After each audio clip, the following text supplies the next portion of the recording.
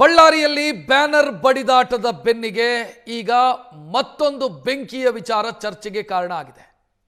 ಜನಾರ್ದನ್ ರೆಡ್ಡಿ ಮತ್ತು ಶ್ರೀರಾಮುಲು ಅವರಿಗೆ ಸೇರಿದಂತ model house ಒಂದಕ್ಕೆ ಬೆಂಕಿ ಹಚ್ಚಲಾಗಿದೆ. ಬೆಂಕಿ ಹಚ್ಚಿರೋದು ಕಾಂಗ್ರೆಸ್ನ ಕಾರ್ಯಕರ್ತರು ಅಂತ ಬಿಜೆಪಿ ಆರೋಪಿಸ್ತಾ ಇದೆ. ಘಟನೆ ಖಂಡಿಸಿ ಮಾಜಿ ಶಾಸಕ ಸೋಮಶೇಖರ್ ರೆಡ್ಡಿ ನೇತೃತ್ವದಲ್ಲಿ ಪ್ರತಿಭಟನೆ ಕೂಡ ಆಗಿದೆ. ಬಳ್ಳಾರಿಯ ರಾಯಲ್ ವೃತ್ತದಲ್ಲಿ ಬಿಜೆಪಿ ಕಾರ್ಯಕರ್ತರು ಪ್ರೊಟೆಸ್ಟ್ ಮಾಡಿದ್ದಾರೆ. ಸೋಮಶೇಖರ್ ರೆಡ್ಡಿ ಮಾಜಿ ಶಾಸಕರು, ಮಾಜಿ ಸಂಸದ ಸಣ್ಣಪ್ಪ ಕೀರಪ್ಪ ಸೇರಿ ಹಲವರು ಈ ಪ್ರತಿಭಟನೆಯಲ್ಲಿ ಭಾಗಿಯಾಗಿದ್ದಾರೆ. ಬೆಂಕಿ ಹಚ್ಚಿದ ಆರೋಪಿಗಳನ್ನು ಅರೆಸ್ಟ್ ಮಾಡಿ ಅಂತ ಒತ್ತಾಯಿಸಿದ್ದಾರೆ. ಪೊಲೀಸರ ಮೇಲೆ ಪ್ರತಿಭಟನಾಕಾರರು ವಾಗ್ವಾದ ಕೂಡ ಮಾಡಿದ್ದಾರೆ. ಸ್ಥಳಕ್ಕೆ ಎಸ್ಪಿ ಭೇಟಿ ಕೊಟ್ಟರು ಸುಮನ್ ಪನ್ನೇಕರ್, ವಿವರಣೆ ಕೊಟ್ಟರು ಸೋಮಶೇಖರ್ ರೆಡ್ಡಿ. ಯಾರು ಬೆಂಕಿ ಹಚ್ಚಿದ್ದಾರೋ ಅವರನ್ನ ಅರೆಸ್ಟ್ ಮಾಡಿ ಅನ್ನೋ ಒತ್ತಾಯವನ್ನ ಕೂಡ ಮಾಡಿದರು. ಜನವರಿ 1ನೇ ತಾರೀಕು ಜನಾರ್ದನ್ ರೆಡ್ಡಿ ಅವರ ಮನೆಯ ಮುಂದೆ ನಡೆದಂತ ಹಂಗಾಮ, ಹೈಡ್ರಾಮಾ, ಕಲ್ಲು ತೂರಾಟ, ನಂತರ ನಡೆದಂತ ಗುಂಡಿನ ದಾಳಿ, ಇದಾದ ನಂತರ ಈಗ ಜನಾರ್ದನ್ ರೆಡ್ಡಿ ಮತ್ತು ಶ್ರೀರಾಮುಲು ಅವರಿಗೆ ಸೇರಿದಂತ ಮಾಡೆಲ್ ಹೌಸ್ ಒಂದಕ್ಕೆ ಬೆಂಕಿ ಹಚ್ಚಲಾಗಿದೆ. ನೋಡ್ತಾ ಇದ್ದೀರಿ, ಬೆಂಕಿ ಬಿದ್ದಿರೋದಲ್ಲ, ಬೆಂಕಿ ಹಚ್ಚಿರೋದು ಅಂತ ಮಾಜಿ ಶಾಸಕ ಸೋಮಶೇಖರ್ ರೆಡ್ಡಿ ಸೇರಿ ಬಿಜೆಪಿಯ ನಾಯಕರು ಆರೋಪಿಸಿದ್ದಾರೆ. ಬೆಂಕಿ ಹೊತ್ಕೊಂಡು ಉರಿತಾ ಇರುವಂತಹ ದೃಶ್ಯವನ್ನ ನೋಡ್ತಾ ಇದ್ದೀರಿ ನೀವು. ಅಗ್ನಿಶಾಮಕ ದಳದ ಸಿಬ್ಬಂದಿ ಸ್ಥಳಕ್ಕಾಗಮಿಸುವ ಸಂದರ್ಭದಲ್ಲಿ ಮನೆಯ ವಸ್ತುಗಳೆಲ್ಲವೂ ಕೂಡ ಬೆಂಕಿಗಾಹುತಿಯಾಗಿದೆ. ಅಲ್ಲೊಂದು ಲೇಔಟ್ ಅಭಿವೃದ್ಧಿಪಡಿಸಲಾಗ್ತಾ ಇತ್ತು. ಆ ಲೇಔಟ್ಗೆ ಮಾಡೆಲ್ ಹೌಸ್ ಒಂದನ್ನು ರೆಡಿ ಮಾಡಲಾಗಿತ್ತು.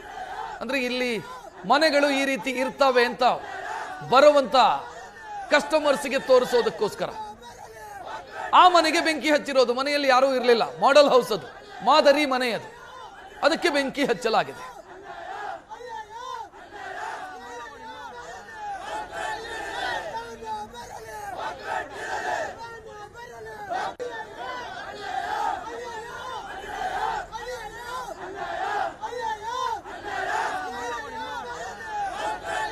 ಇದು ನಮ್ಮ ತಾಯಿ ಹೆಸರಲ್ಲಿ ಲುಕ್ಮಿಣಿ ಲೇಔಟ್ ಅಂತೇಳಿ ಒಂದು ಲೇಔಟ್ ಮಾಡಿ ಒಂದು ಮಾಡೆಲ್ ಹೌಸ್ ಮಾಡಿದ್ದೀವಿ.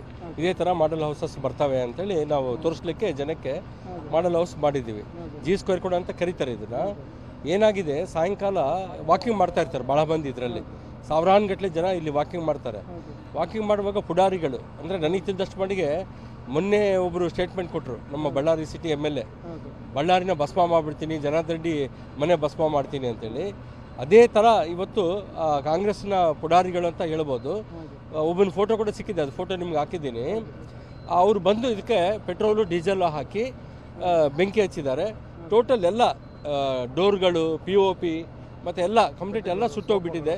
ಸೋಫಾಗಳು, ಯಾವ ಬೆಡ್ಸು ಎಲ್ಲ ಕಂಪ್ಲೀಟ್ ಸುಟ್ಟೋಗ್ಬಿಟ್ಟಿದ್ದಾವೆ. ಅಂದರೆ ಈ ಥರ ಮಾಡೆಲ್ ಬರುತ್ತೆ ಅಂತೇಳಿ ನಾವು ತೋರಿಸ್ಲಿಕ್ಕೆ ಈ ಒಂದು ಹೌಸ್ನ ಕಟ್ಟಿದ್ದೀವಿ. ಅದನ್ನು ಅವರು ಸುಟ್ಟು ಒಬ್ಬರು 10-20 ಮಂದಿ ಇದ್ರಂತೆ, ಎಲ್ಲರೂ ಓಡೋದ್ರಂತೆ. ಒಬ್ಬನು ಸಿಕ್ಕಿದ್ದಾನೆ, ಅವ್ನು ಹಿಡ್ಕೊಂಡು ಫೋಟೋ ಕೂಡ ತೊಗೊಂಡಿದ್ದಾರೆ. ಆ ಫೋಟೋ ಕೂಡ ನಿಮ್ಗೆ ಕಳಿಸಿದ್ದೀನಿ. ಇನ್ನು ಪೊಲೀಸ್ ಡಿಪಾರ್ಟ್ಮೆಂಟು ಇದನ್ನು ಸೀರಿಯಸ್ ಆಗಿ ತೊಗೊಂಡು ಏನು ಆ್ಯಕ್ಷನ್ ತೊಗೋತಾರೋ ನೋಡಬೇಕು. ತಪ್ಪಿಸ್ಕೊಂಡು ಅವ್ರ ಜೊತೆಗೆ ಎಲ್ಲರ ಜೊತೆಗೆ ಓಡೋಗ್ಬಿಟ್ಟಿದ್ದಾನೆ. ನಾನು SP ಮೇಡಮ್ಗೆ ಇನ್ಫಾರ್ಮ್ ಮಾಡಿದ್ದೀನಿ. ಮತ್ತು ಇನ್ನೆಲ್ಲರೂ ನಾವೆಲ್ಲ ಕಾರ್ಯಕರ್ತರೆಲ್ಲ ಇಲ್ಲಿ ಬಂದಿದ್ದೀವಿ. ಅದೆಲ್ಲ ಫೈರ್ ಡಿಪಾರ್ಟ್ಮೆಂಟ್ ಕೂಡ ಬಂದಿದೆ. ಅವರು ನೀರನ್ನು ಹಾಕಿ ನಂದಿಸ್ತಾ ಇದ್ದಾರೆ. ಇದು ನಮ್ಮ ಇನ್ನು ಜನಾರ್ದನ್ ರೆಡ್ಡಿ ಮತ್ತು ಶ್ರೀರಾಮುಲು ಅವರಿಗೆ ಸೇರಿದಂತ ಮಾಡೆಲ್ ಹೌಸ್ಗೆ ಬೆಂಕಿ ಹಚ್ಚಿದ ಕೇಸಿಗೆ ಸಂಬಂಧಿಸಿದಂತೆ SP ಸುಮನ್ ಪನ್ನೇಕರ್ ಮಾತನಾಡಿದ್ದಾರೆ. ಯಾರೇ ತಪ್ಪು ಮಾಡಿದರೂ ಕೂಡ ಅರೆಸ್ಟ್ ಮಾಡ್ತೀವಿ ಅಂತ ಭರವಸೆ ಕೊಟ್ಟಿದ್ದಾರೆ ಅವರು. ಜನಾರ್ದನ್ ರೆಡ್ಡಿ ಅವರ ಮಾಡೆಲ್ ಹೌಸ್ಗೆ ಬೆಂಕಿ ಹಚ್ಚಲಾಗಿದೆ. ಘಟನೆ ಬಗ್ಗೆ ಇವರಿಗೆ ಯಾವುದೇ ದೂರು ಬಂದಿಲ್ಲ. ದೂರು ಸ್ವೀಕರಿಸಿದ ಬಳಿಕ ತನಿಖೆ ಮಾಡ್ತೀವಿ, ತಪ್ಪು ಯಾರೇ ಮಾಡಿದ್ರು ಅವರ ವಿರುದ್ಧ ಕ್ರಮ ಕೈಗೊಳ್ತೀವಿ. ಇವತ್ತು ಫೋರೆನ್ಸಿಕ್ ಟೀಮ್ ಕೂಡ ಸ್ಥಳ ಪರಿಶೀಲನೆ ಮಾಡಿದೆ. ಯಾರು ತಪ್ಪು ಮಾಡಿದ್ದಾರೋ ಅವರ ವಿರುದ್ಧ ಕ್ರಮ ಆಗತ್ತೆ ಅಂತ ಹೇಳಿದ್ದಾರೆ.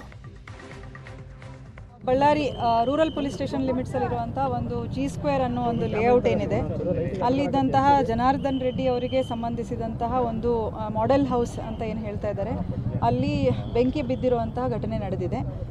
ಪ್ರೈಮಾ ಫೇಸಿ ನಮಗೆ ಅದರ ಬಗ್ಗೆ ಯಾವುದೂ ಲೀಡ್ಗಳು ಸೋಫಾರ್ ಇಲ್ಲ, ಯಾವ ರೀತಿ ಆಗಿದೆ ಅನ್ನೋದ್ರ ಬಗ್ಗೆ.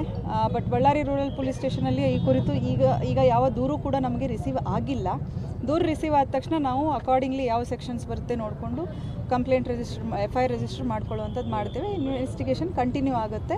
ಮತ್ತು ಈಗಾಗಲೇ ನಮ್ಮ ಸೋಕೋ ಟೀಮು ಮತ್ತು ಫೈರ್ ಡಿಪಾರ್ಟ್ಮೆಂಟಿಂದ ಒಂದು ಸರ್ಟಿಫಿಕೇಷನ್ ತೊಗೊಳೋದ್ರ ಬಗ್ಗೆ ಕೂಡ ನಾವು ಟೀಮನ್ನು ಕರೆಸ್ಕೊಂಡಿರೋವಂಥದ್ದಿದೆ. ಅವರು ಪ್ರಿಲಿಮಿನರಿ ಅನಾಲಿಸಿಸ್ ಮಾಡಿದ್ದಾರೆ. ಫರ್ದರ್ ಈಗ ಕತ್ಲಿದ್ದರಿಂದ ನಮಗೆ ಇನ್ನೂ ಇನ್ ಡೆಪ್ತ್ ಅನಾಲಿಸಿಸ್ ಆಗಿಲ್ಲ. ನಾಳೆ ಬೆಳಗ್ಗೆ ಮತ್ತೆ ಸೋಕೋ ಟೀಮು ಫೈರ್ ಟೀಮು ಹೋಗಿ ನಮ್ಮ ಇನ್ವೆಸ್ಟಿಗೇಟಿವ್ ಟೀಮ್ ಕೂಡ ಇದ್ದು ನಾವು ಆ ಸ್ಪಾಟನ್ನು ಸರಿಯಾಗಿ ಪರಿಶೀಲಿಸ್ತೇವೆ.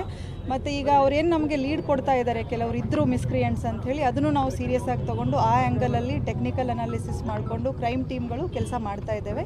ಇದನ್ನು ನಾವು ಸೂಕ್ತವಾಗಿ ತನಿಖೆ ಮಾಡ್ತೇವೆ. ಅವ್ರ ಡಿಮಾಂಡ್ ಏನಿಲ್ಲ. ಅವರ ಡಿಮಾಂಡ್ ಏನಿದೆ ಅಂದರೆ ಯಾರು ಇದರ ಹಿಂದೆ ಇದ್ದಾರೆ, ಅವರ ಕೈ ಇದೆ ಅನ್ನುವಂಥದ್ದು, ಅಥವಾ ಆರೋಪಿತರು ಯಾರಿದ್ದಾರೆ ಅವರನ್ನು ಬೇಗ ಬಂಧಿಸಿ ಅನ್ನುವಂಥದ್ದು. ಅದನ್ನು 100% ನಾವು ಮಾಡ್ತೇವೆ.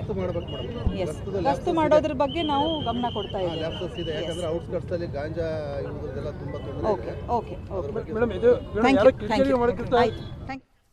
ಹೆಚ್ಚಿನ ಡೀಟೇಲ್ ನೀಡೋದಕ್ಕೆ ನಮ್ಮ ಪ್ರತಿನಿಧಿ ನರಸಿಂಹಮೂರ್ತಿ ನೇರ ಸಂಪರ್ಕದಲ್ಲಿ. ನರಸಿಂಹಮೂರ್ತಿ, ಬಳಕೆಯಲ್ಲಿ ಇರಲಿಲ್ಲ ಆ ಮನೆ, ಬಳಕೆ ಆಗ್ತಿರ್ಲಿಲ್ಲ ಅನ್ನೋದು ಮಾಹಿತಿಯನ್ನು ತಾವು ಕೊಟ್ರಿ.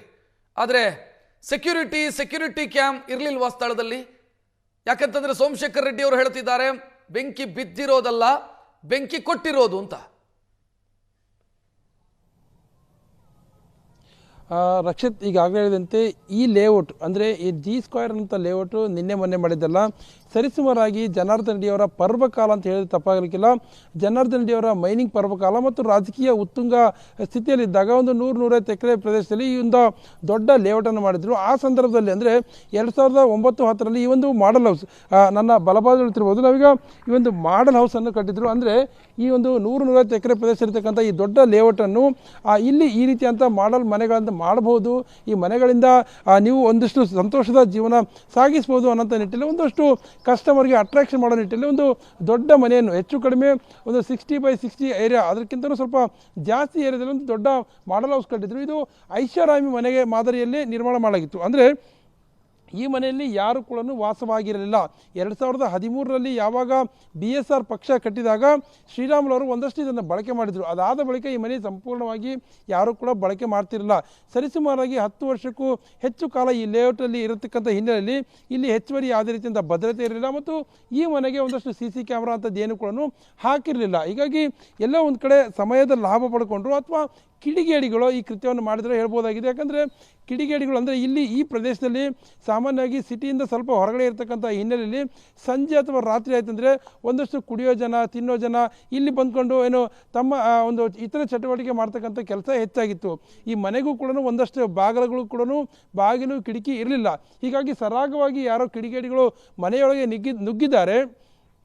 ತಮ್ಮ ಏನು ದೈನಂದಿನ ಚಟುವಟಿಕೆ ಇದೇನು ಕುಡಿಯೋದು ತಿನ್ನೋದು ಎಲ್ಲ ವ್ಯವಸ್ಥೆ ಮಾಡಿದ ಬಳಿಕ ಎಲ್ಲೋ ಒಂದು ಕಡೆ ಎಲ್ಲೋ ಬೆಂಕಿ ಹಚ್ಚತಕ್ಕಂಥ ಕೆಲಸ ಮಾಡಿದ್ರಂತ ಏನು ಕೆಲಸ ಇಲ್ಲಿ ಆಗಿದೆ. ಆದರೆ ಬೆಂಕಿ ಹಚ್ಚಿರ್ತಕ್ಕಂಥದ್ದು ಕಾಂಗ್ರೆಸ್ ಕಾರ್ಯಕರ್ತರು ಅಂತಕ್ಕಂಥದ್ದು ಸ್ವತಃ ಏನು ಮಾಜಿ ಶಾಸಕ ಸೋಮಶೇಖರ್ ರೆಡ್ಡಿ ಅವರ ಒಂದು ಬಹುದೊಡ್ಡ ಆರೋಪವಾಗಿದೆ. ಯಾಕಂದರೆ ಜನವರಿ 1ರಂದು ಜನಾರ್ದನ್ ರೆಡ್ಡಿ ಮನೆ ಮುಂದೆ ಬಂದು ಒಂದು ದೊಡ್ಡ ಗಲಾಟೆ ಮಾಡಿರ್ತಕ್ಕಂಥ ಶಾಸಕರ ತಂಡ ಆವತ್ತು ಒಂದು ಮಾತನ್ನು ಹೇಳ್ತಾರೆ, ನಾವು ಬಳ್ಳಾರಿಗೆ ಬೆಂಕಿ ಹಚ್ತೇವೆ, ಜನಾರ್ದನ್ ರೆಡ್ಡಿ ಮನೆಗೆ ಬೆಂಕಿ ಹಚ್ತೇವೆ ಅನ್ನೋ ಮಾತನ್ನು ಹೇಳಿದರು.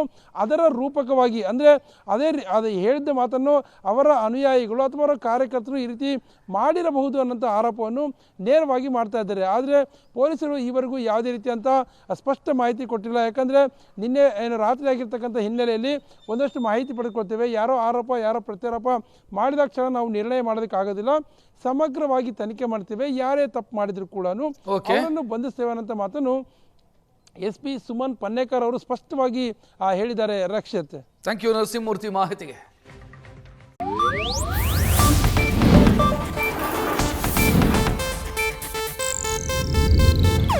ಇದು ಏಷ್ಯಾನೆಟ್ ನ್ಯೂಸ್ ನೆಟ್ವರ್ಕ್ ಪ್ರಸ್ತುತಿ.